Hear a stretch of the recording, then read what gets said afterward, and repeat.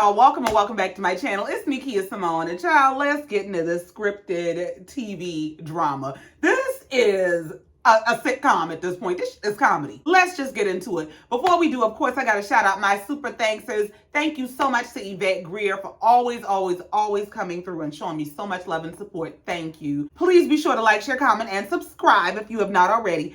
Now, let's go ahead and get into this. So the episode picks up where we left off, which is in the middle of Stormy confronting Mel about not talking to her. So she says, listen, I know that you do this thing where you pull away, and I understand because I do that sometimes too. However, I couple mine with communication. So it's very much weird when somebody who you consider your friend just kind of withdraws. Did you ever think to say, hey girl, I changed my number, but I'm gonna need a minute? Like, did that ever cross your mind? And Mel said, but you said you already knew that about me. Stormy said, well, here's the thing. I knew that you did that because you've done it, but I didn't know that you do that with me. Well, here's the thing. Anything they will do with you, they will do to you. So when you were cheering her on, cutting other people off and calling other people needy for asking, well, why would you just stop talking to me? Why would you think that you were above the very behavior that you were encouraging? Stormy said what it comes down to is I'm just the person who's big on communication. My thing is just saying, listen, this is where I'm at. I don't have a problem with you. I don't have an issue. Just this is where I'm at. This is what's going on. Mel said, well, did you think there was something with it? Did you think something was going on with it? Stormy said, I didn't, but at the reunion, our rooms were right beside each other. It was my very first reunion, and we didn't really say anything to each other. And Mel said, well, when I got there, I didn't even know your room was next to mine. Now. The first question that came to my mind is, you mean to tell me that y'all got to the reunion and you had absolutely no clue that Stormy was in the room next to you? But at the previous reunion, you could hear entire conversations through the wall and through the doors between Tisha and Destiny. Mel says, so I didn't realize that you were in the room next to me, and that's why when I saw you, I was like, oh, you look so pretty. Stormy said, we had been there for 10 hours. Stormy said, and then when I said, hey, what's up? You were like, we'll talk, and that turned into 2 months later. Mel said, so it never occurred to you to go, Mel done changed her number. What's going on with her? Stormy said, I didn't even realize you changed your number because I text you. I just thought I didn't get a reply. You go months without talking to people, right? Mel said, so you didn't try to call or text after that? Stormy said, I did. Mel said, well, it's weird that I didn't get a DM from you because I get tons of DMs from you. Let me tell you something.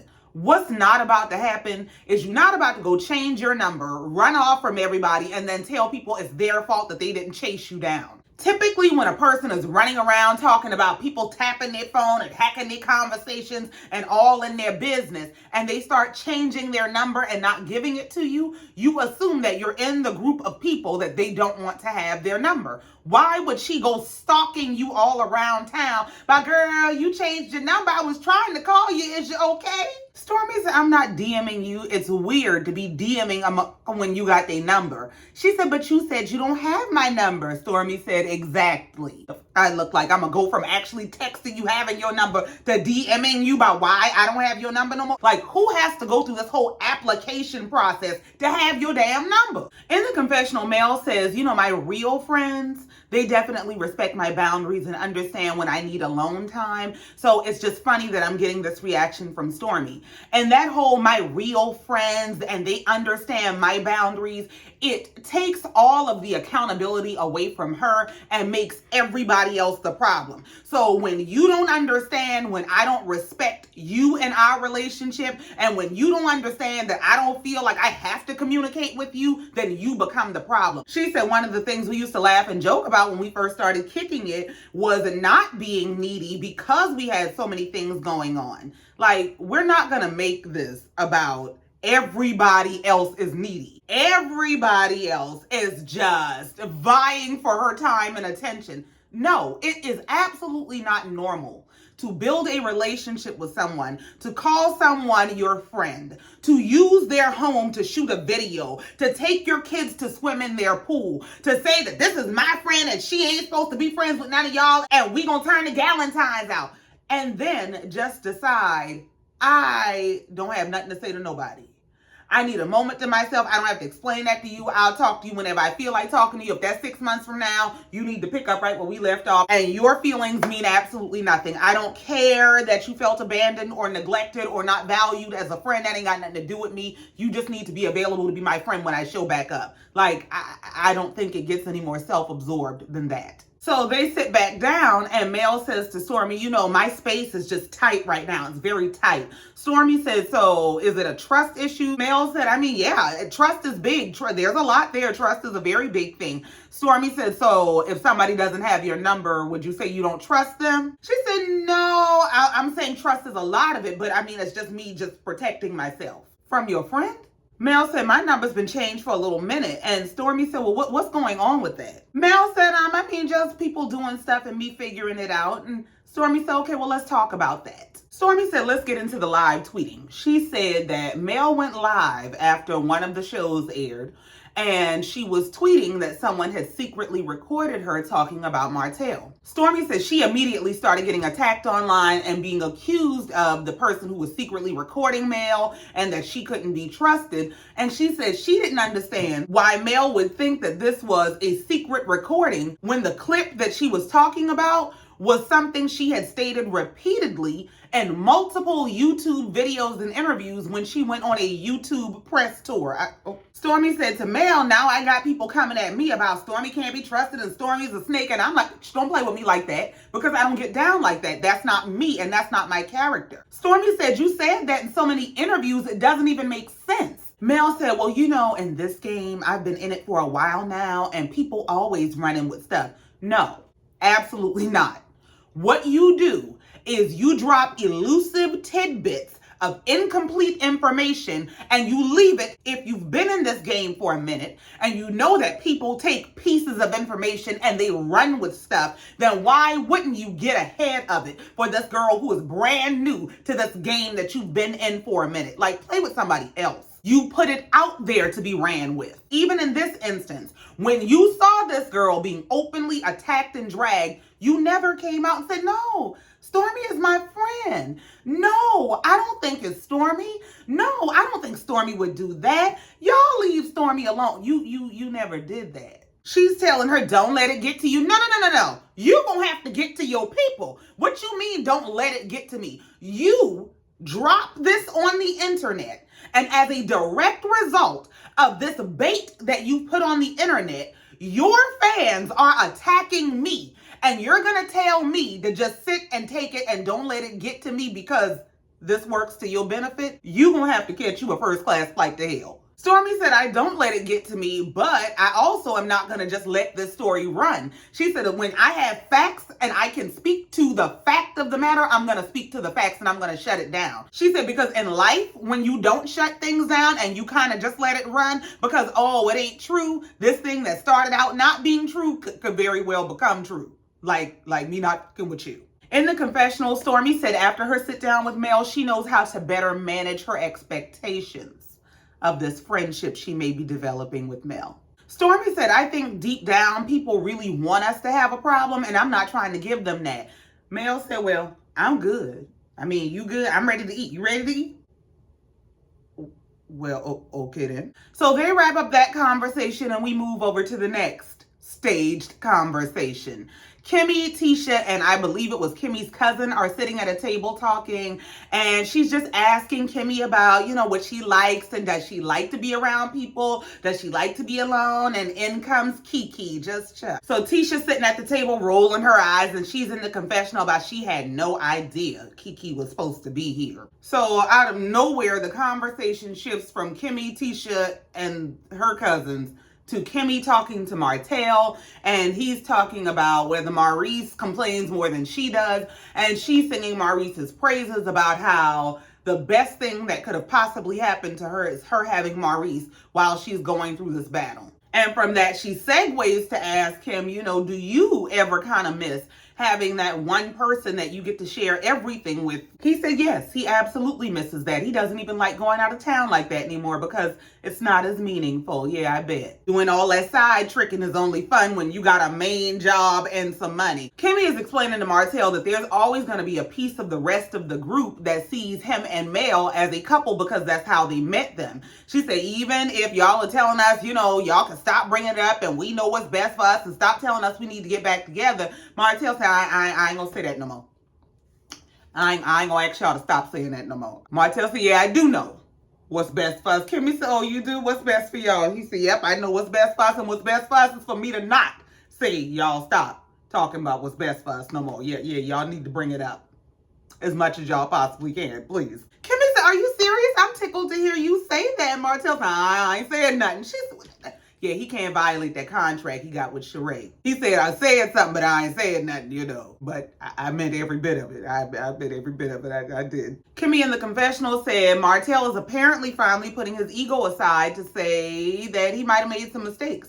And she said, I think he's having buyer's remorse and wants his old life and wife back. So now Martell, all desperate and inspired, goes and makes a beeline to Mel and said, oh, you leaving? She said, yeah, I am. He said, oh, well, I'm going to walk you to your car. She said, my car is right there in the front. Thank you. He said, I'm going to walk you to it. So he's trying to help her, and is that your purse? Yes, that's my Versace. He said, just stop being difficult. I'm going to walk you out. She said, I'm not. So she goes over to hug Tiffany and Lewis and tell them, all right, y'all, I'll see y'all later. I'm leaving. Here comes Martell. All right, we leaving. We gone. He's telling Lewis and Tiffany how I'm going to just walk her to the door because she don't want me to walk her all the way to her car. They're saying, well, he just wants to walk you to the car. Let him walk you to the car. She said, don't encourage him.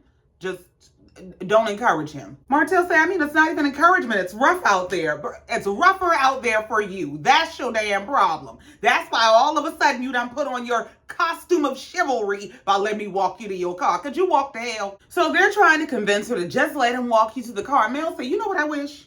I wish that for once my wishes were respected because I wish he would leave me alone. So Tiffany is saying, well, I'm independent like she is, but my business partner, who must be some man, and that's, I guess, who she was on their phone talking to when they was at that couples therapy in the woods when she walked up out of the therapy session, but that's a whole nother subject for a whole nother day. She said, that man said her husband ain't gonna be coming after her. So when they out of town and it's dark, he walks her to her car and things of that nature. So maybe that's just what Martell is trying to do, be a protector. Here's my problem with it. I don't know if this is at a point that's before or after he filed for full custody, because I think it's absolutely insane if this is after he filed for full custody, that you would be in this lady's face playing about she is the mother of my whole 4 children and I just want to protect her and make sure she get to her car safe and I do miss my old life. When you know that you have filed for full custody of this lady's kids. So he walks her to the door. She walks out. He said, I'm staying right here and just watch it. That's all you had to do from the gate. If you were truly concerned about her well-being and her getting to her car, you could stand in the door like the stalker you're being right now and just watch her. Martell is in the confessional saying, Melody may say she doesn't want me to walk her outside, but she doesn't mean that. I'm a gentleman all the time. What do you mean? It's not chivalry when the advances have been rejected. If this woman is telling you, I don't want you to walk me to my car, I don't want your protection, please leave me the hell alone. Why do you think you have the right to determine and disregard what this lady wants for herself? So we move on to Kimmy and Maurice's house. Kimmy is at home packing, preparing for her upcoming surgery. She and Maurice sit down to talk, and she's telling him how she wants to do some meal prepping so that he'll have food when she comes home from the hospital, and he wants her to just sit down somewhere so that I'll have you to come home from the hospital. They discuss her recent gathering, and she lets him know that she really, really enjoyed it. She really enjoyed having the opportunity to share with everyone the results of her PET scan, and she told him about the conversation that she had with Martell. So she starts that conversation by saying how Mel had come to her during the party and said, oh, well, you just announced to the group that your PET scan was clear, but you didn't tell me that when I came to the house. And Kimmy said, I know, I was planning to tell the group all at one time.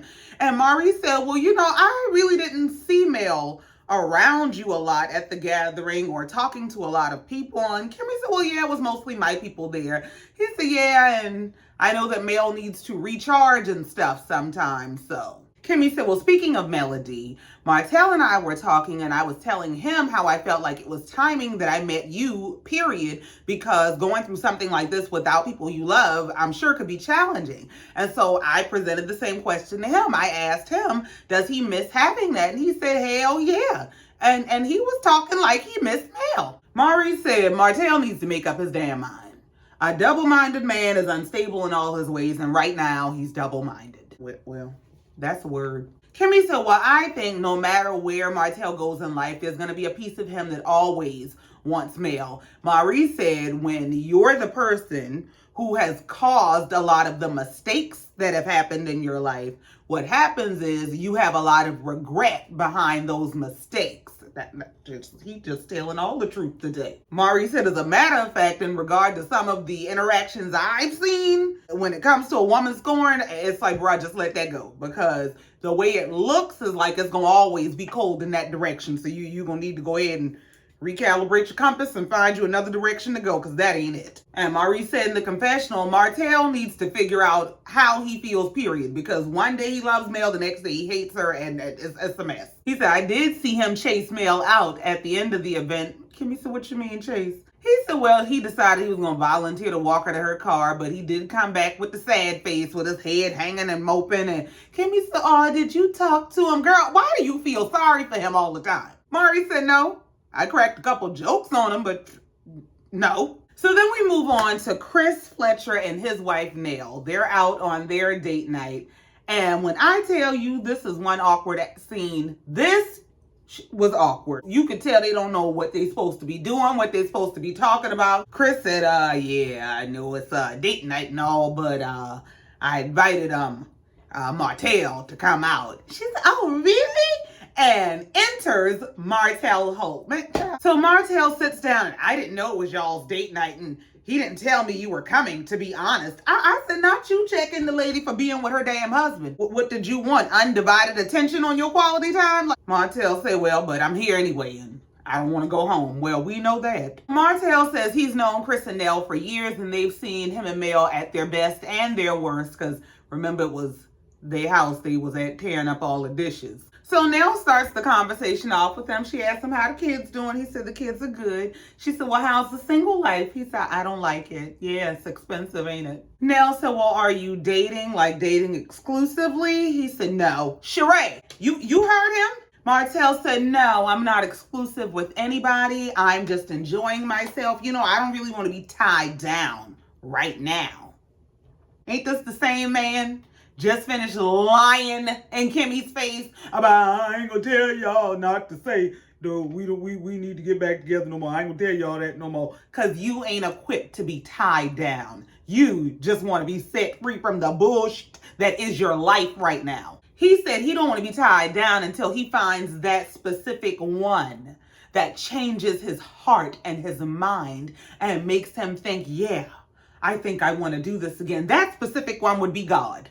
That would be the Lord. That's who you need to find to change your heart and your mind. Stop going to women, tearing up their lives, looking for them to fix you. We ain't got it. We ain't got it. We ain't got it. We ain't got what you looking for. You need to stretch out at somebody's altar. That's what you need to do, by change your heart and your mind. He said, but ultimately he does want to be married again. You know, it's tough, but he does want to be married and have someone to build with and grow with, and he plans on proposing this year. This man, you just lie because you awake. I cannot with this man. How do you go from, unless I meet the one who touched my heart and changed my mind, to I'ma probably propose this year? No, you want Mel to be jealous and upset. You want her to panic and think somebody else is getting ready to marry your raggedy ass and take you back. That, like, play with somebody else. What Martell is looking for is someone to manage his life. That's why he misses marriage and misses his family. His life is so disjointed. He is spread completely thin. You can't afford all this bullshit. It costs too much to have a family here, a family there, a girlfriend here, try to have a life over here, want to build a bit. All that shit costs money. It's a lot of money. And she over here making more money than me. You want somebody to manage your life. Nell said, all right, so you said you're not dating anybody exclusively. Does that include Sheree? Because you brought that lady to us and introduced her to us, and why? Martell said, I mean, well, Sheree's a beautiful woman, and we get along well, and we enjoy each other's company. Chris said, so is this the one? And Martell just looked around like, now you know there's some contract shit. He said, I don't know, you know, we'll see as time progresses. Nell said, okay, then what's your next move? Like, how long do you plan on dating Sheree? This man said, when God say go, God say go. So when the contract is up and I ain't got no more money to pay her, God gonna say go. And Mel, I hope you heard that I plugged your shirt, so I'm hoping that after I drag you through court and we get back together, you'll give me a low finder's fee because I dropped your line. Chris said, well, how's that going? He said, what, Mel and me? Yeah, mother. Yeah. Martell said it's a challenge right now that they don't talk at all. He will have the kids for 7 days or however many days, and she just won't call at all. Nell said, y'all have 4 kids. There has to be some communication. He said, no, we don't communicate at all. And that's not good when you're trying to co-parent kids. He said, we've been in and out of court. And I mean, I don't like it. And I talked to her about that too. Nell said, well, why are y'all in and out of court? He said, well, ultimately because she has too many babysitters. Nell said, hold on. So you took her to court? He said, yeah. She said, because she has too many babysitters. He said, yeah. She said, and you know this for sure? He said, oh yeah, it's a fact. She said, so what's too many babysitters? He said, 20-something. She said, Martell, ain't nobody got no 20-something babysitters. He said, well, what if it's true?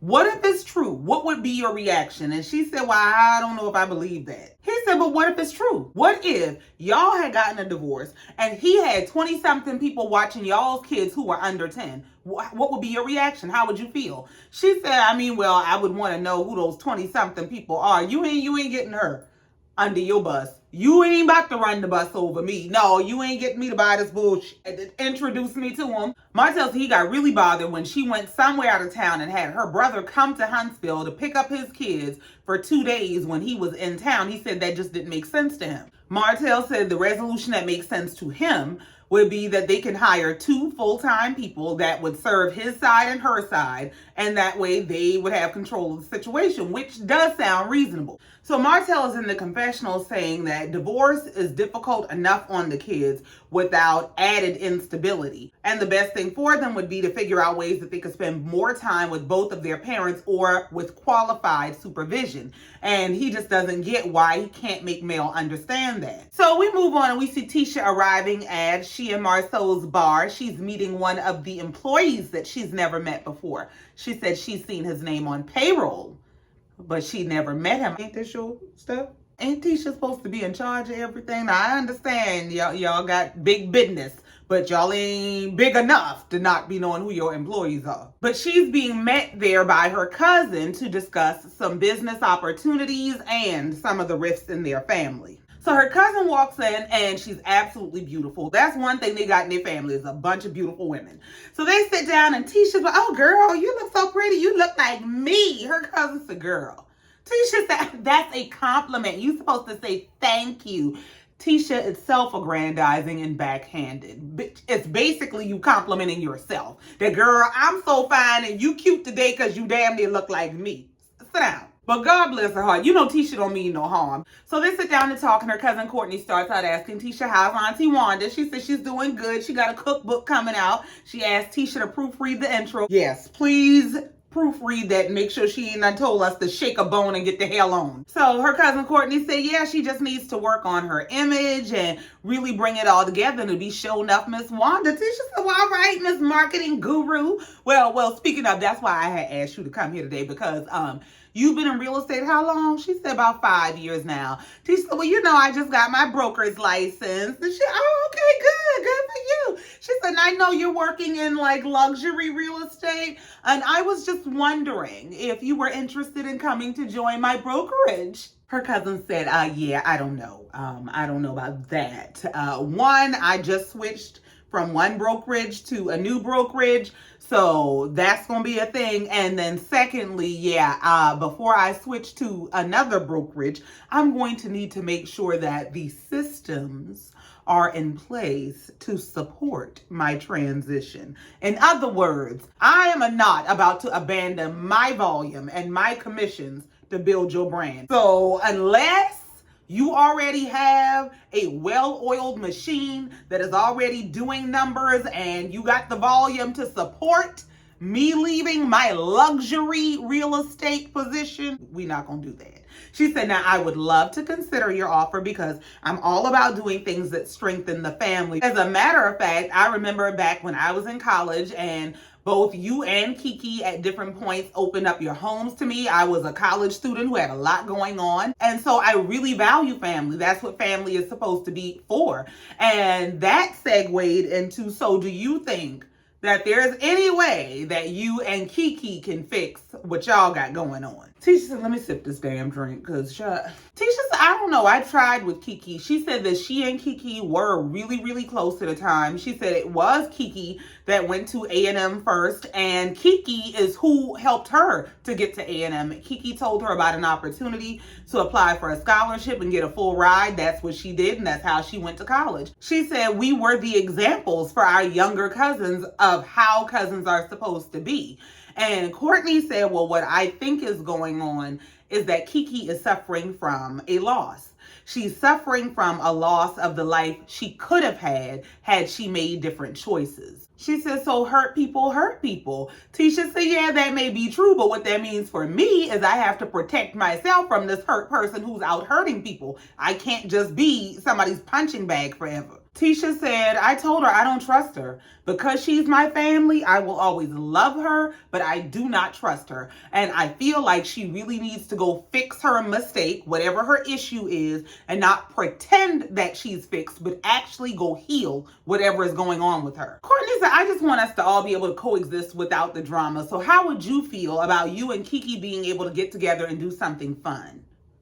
Well, ain't two people gotta like each other to do some fun shit together? But okay, in the name of family. Tisha said, I don't know about that. I don't know about that. She said, well, why not, girl? Because they don't like each other. Tisha said, okay, well, if I'm gonna agree to this meeting, you're gonna agree to come to my brokerage because this is a huge favor I'm doing for you. Girl, where is your prescription? Because you done lost your damn mind. What? How is that even a reasonable exchange? That I should uproot my entire career for your benefit in exchange for you having a conversation with your damn cousin. Girl, go to hell. But Courtney said, okay.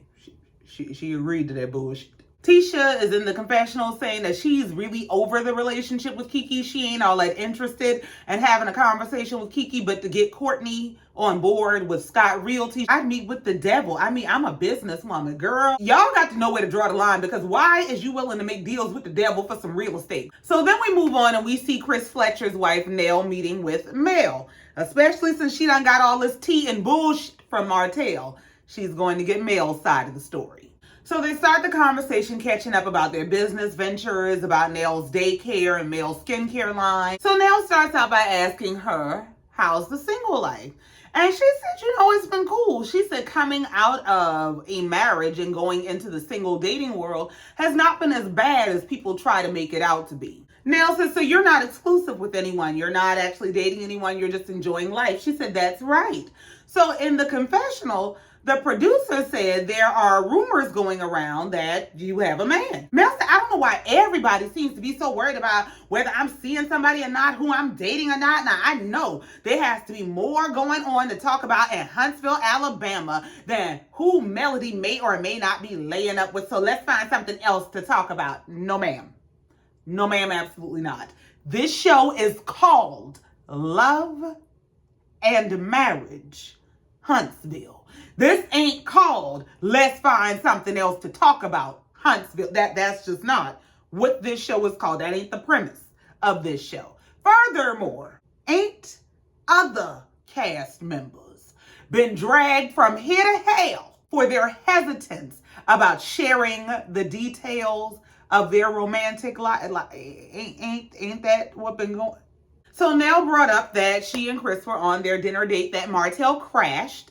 And of course, we talked about y'all. She said, now you've come a long way. You found your happiness and your tranquility, but he's still looking for his. And right now, it's all about the kids. And I need both of y'all to be in a good space for the kids, because at the end of the day, y'all gonna be in each other's lives forever. Mel, excuse me, what? Say that again? She said y'all gonna be in each other's lives forever, period. I'm sorry. Y'all got these children together, and even once they're grown, they don't go away. It just doesn't go away. She said, my kids are grown, and I'm going to tell you right now, they still come back around. They're still mama and daddy. They probably still deep in your pocket. Yeah, all that. Y'all are going to have to figure this out henceforth now and forevermore, because y'all gonna always be in each other's lives. Mel said, oh, okay, well, yeah. I mean, yeah, in that regard, yeah. Nell said, now, I'm gonna be direct, because you know that's me. That's just how I get down. So I wanted to see how you were feeling about the situation, because, you know, he's saying that there's an issue with the babysitter. Something about you got 20 babysitters, so. Mel said in the confessional she is not surprised that Martell is out sharing his version of the situation, because when they initially broke up, he was out telling anybody who would listen disparaging things about her as a woman. So she's not surprised that he's out saying disparaging things about her as a mom. Y'all were dragging each other, but that's beside the point. Mel said in regard to the babysitters, there's a handful of people that watch her kids, and they typically watch her children at her home. She said this is a narrative that he's been running since 2020 when she left, because he didn't want her to leave. He wanted her to need him and be dependent on him, so he went out running the smear campaign, dogging her out to everybody around the city. She said, but the same people that you're turning against me, how would they feel to know that you're begging me to come back? She said at this point, she doesn't know why anyone believes anything Martell says. He's been lying on her and to her for years. Nell says, so y'all can't come to a common ground where y'all can get maybe 3 babysitters that work for y'all. And Mel said, well, listen, I've tried that and it didn't work. People really don't like to deal with Martell. Nell says, so he's pushing the people away. Mel said, She said, you think he's doing that intentionally? Mel said, well, I don't know if he's doing it intentionally. I think it's really more coming from him being in this terrible hurt place. Mel said, you continuing to step out on your marriage and then your wife eventually leaving you does not leave you with the authority to control everything in the new dynamics. She said, you had control when we were in the house together, but you're not about to interfere with my peace. Mel said, I never envisioned myself being the person who went from being married and having a family to not even being able to see my kids every day. I see my kids every other week, and I don't think people really register how difficult that is for me. She said, that's not the life that I dreamed for myself, so we're not gonna act like that's what I wanted, but it's just the reality of the situation now. And you're not going to control me because we have kids together. We just not gonna do that. She said, I'm not about to make him privy to my every move and every time I'm coming and going so he can pull up and follow us, pulling up and following us. And while I think their situation is an absolute mess, I do understand where she's coming from. If we have so much distrust in this relationship in terms of our co-parenting that I have to assume that every time I have something to do, it's going to be used against me, I cannot ever trust sharing with you. This is my itinerary. This is what I have going on, and expect that you're going to support me as a co-parent, because what you're going to do is weaponize my growth. That's what you're going to do.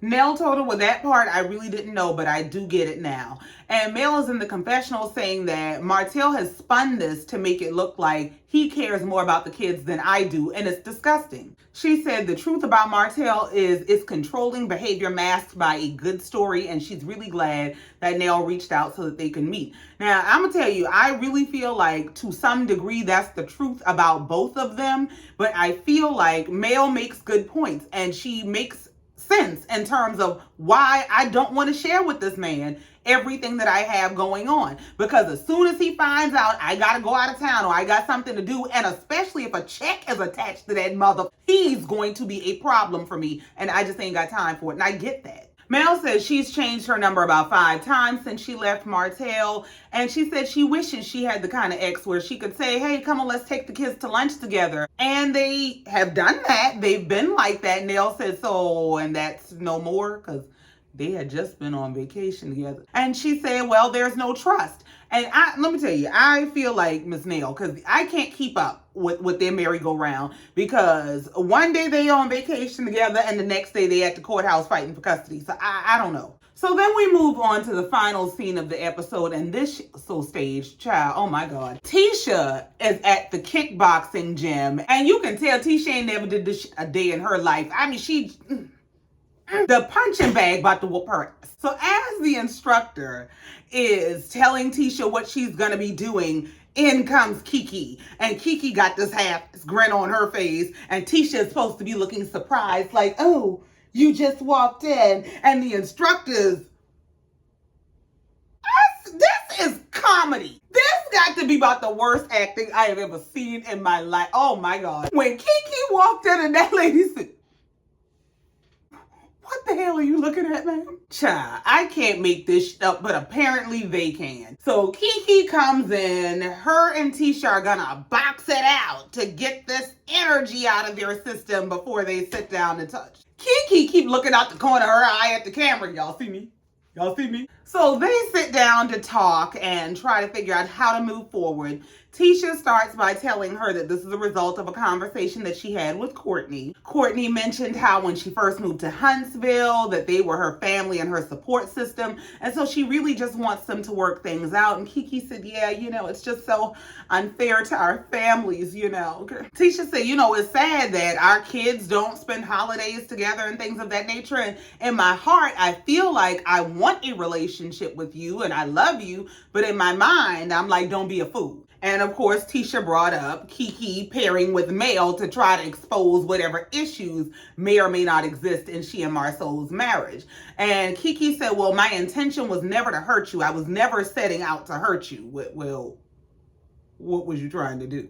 Keke said, I pretty much told you everything that had gone on at the Christmas party. Tisha said, no, but you didn't tell me all the things that came back to me that you had said about me. She said, well, of course I ain't tell you all the details. Come on now. Keke said, but at the end of the day, playing a part in something that was that hurtful to you was not my intention. And I feel like you and Marcel made it worse than what it was. And this is the face of not taking accountability. You gonna sit in my face and tell me, oh, I had no intention to do the direct intentional dirt that I did to you. I just don't think it was that bad. And I really feel like you and your husband are making a bigger deal out of me insinuating that y'all might have had some infidelity issues than, it really is. It ain't that big a deal. Girl, go to hell. Tisha said, no, we ain't made nothing seem like nothing. That's how it was. She said, I know how you are and I know how you play with words. And your thing is to say things without saying things. She said, you have to be direct when it comes to my marriage. You can't be out here just saying all kind of around the bush stuff, because then you leave it up to other people to just make up whatever story they want. Keke said, and I feel the exact same way. And I assume that she's speaking in regard to the whole Keke got a secret thing. Tisha and Marceau were out here telling Mel and Martel about whatever Keke's secrets and issues and problems are. So essentially, they've offended each other. And that's what Keke said. Keke said, in my mind, I felt like, well, how can you say anything to me when you did X, Y, Z? Tisha said in the confessional, I don't think I'm getting through to Keke because Keke keeps playing this both sides are wrong game, and we've been playing that game for 10 years now. Well, Tisha, both sides are wrong. The problem now is if she is getting to the point of being able to say, look, I was wrong. I really shouldn't have done that. You are going to have to concede at some point too, because you don't get to just grandstand her and say, well, so what that I told your business, but then want an apology for her telling yours. It don't work like that. And at the gym, Tisha is saying to Kiki, I couldn't believe that of all people, you would be the one to try to hurt me like that. I mean, you were basically trying to bring me down. And essentially, that's how Kiki feels. Kiki feels the exact same way, that you went to your friends, you of all people, the cousin who I was closest to, the cousin who I helped get a full ride to college, that you of all people went to your friends and told your friends my personal business. And for what reason? Other than to bring me down out of your social circle. So she feels the exact same way you feel. And you don't get to require her to honor and acknowledge your feelings while you dishonor and disregard hers. It don't work like that. Tisha said, I hold a lot of stuff in and I try to play nice, but I don't want to get to the point where I'm angry and I just start spilling stuff on people because, what if I actually spoke on your marriage? And the episode ends in the middle of this family feud conversation because it looked like y'all gonna be fighting for years to come because neither one of y'all is getting through to the other and y'all have basically offended each other the exact same way and nobody wants to take accountability for it and I ain't got time. So child, that's it, that's all, and I ain't got no more. Thank you so much for coming down here listening to me and letting me get this off my chest. Please be sure to like, share, comment, and subscribe if you have not already. And in the meantime, until next time, just like every time, I love you and I mean it. Bye.